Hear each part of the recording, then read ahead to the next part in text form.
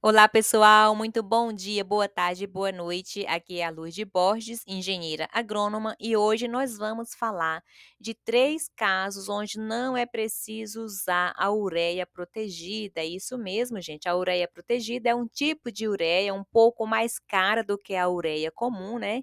E ela é utilizada para evitar as perdas de nitrogênio. Então, eu vou falar aqui para vocês 3 casos onde não vai ser preciso utilizar a ureia protegida, porque as perdas de nitrogênio serão reduzidas. E o primeiro caso aqui é em áreas irrigadas. Então, em áreas irrigadas, você pode utilizar a ureia comum, porque as perdas de nitrogênio por volatilização são muito baixas quando a irrigação é feita logo após a aplicação da ureia. É isso mesmo, gente. Então, quando a gente aplica a ureia e em cima vem a água, essa ureia vai entrar no solo, vai incorporar no solo. Com isso, o nitrogênio não vai ser perdido por lixiviação. Então, se você está trabalhando com uma área irrigada, não é preciso utilizar a ureia protegida. Você pode trabalhar com a ureia comum, que é a ureia mais barata, né? O segundo caso aqui é em pequenas áreas. Então, em pequenas áreas, você também não precisa utilizar aquela ureia protegida, o preço é maior, né?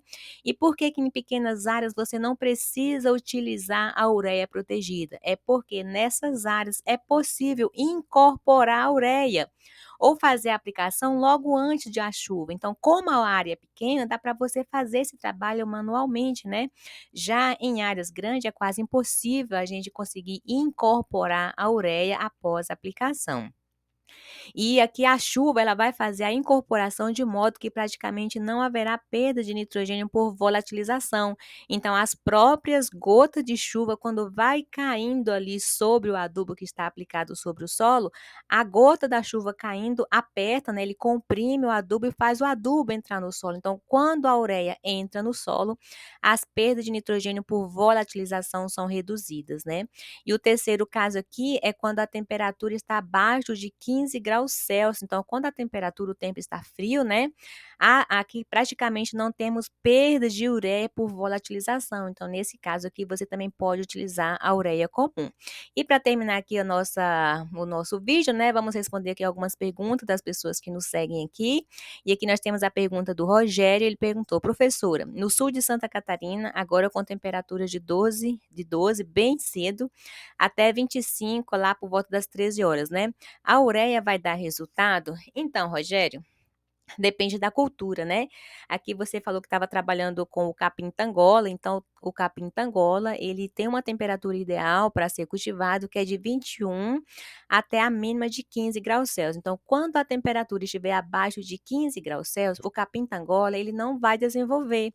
Então, se a planta não vai desenvolver, também não adianta adubar, né, porque se a planta não está metabolizando, nada vai ser absorvido. Então, se as temperaturas estiverem muito baixas, não compensa, mas se estiver variando, igual você falou que ó, chega até 25, a ureia vai funcionar sim, vai dar resultado, tá bom?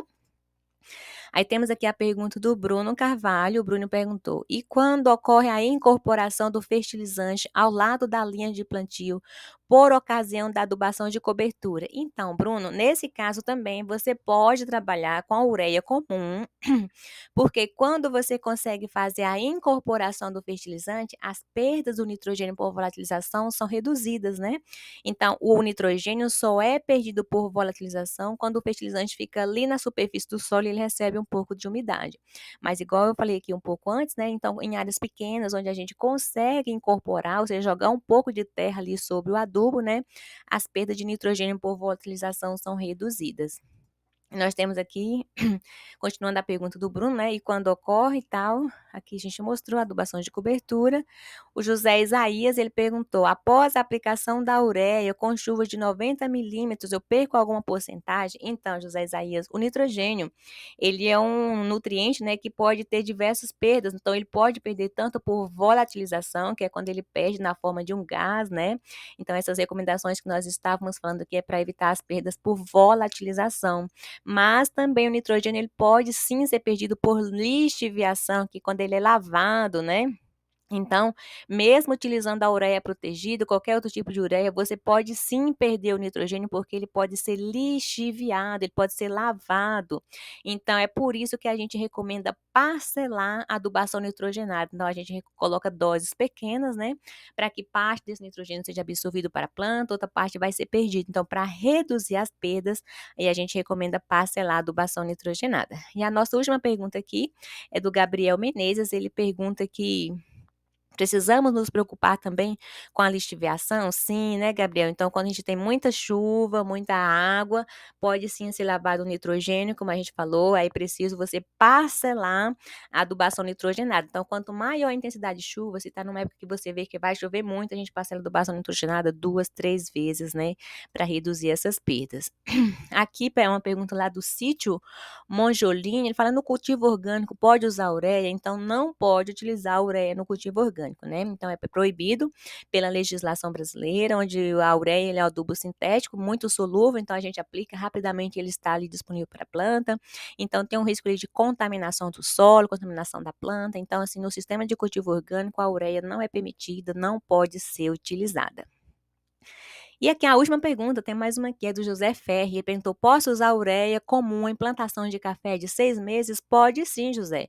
Então a ureia é o fertilizante nitrogenado mais utilizado, então você pode sim, aí seguindo essas recomendações aqui, né, para você evitar aqui as perdas, mas pode sim, é só seguir o manejo corretamente, que não tem nenhum problema, tá. Então gente, era isso que eu tinha para hoje, eu espero que vocês gostaram. Se vocês gostaram, clique aqui no gostei, se inscrevam no canal e até uma próxima oportunidade.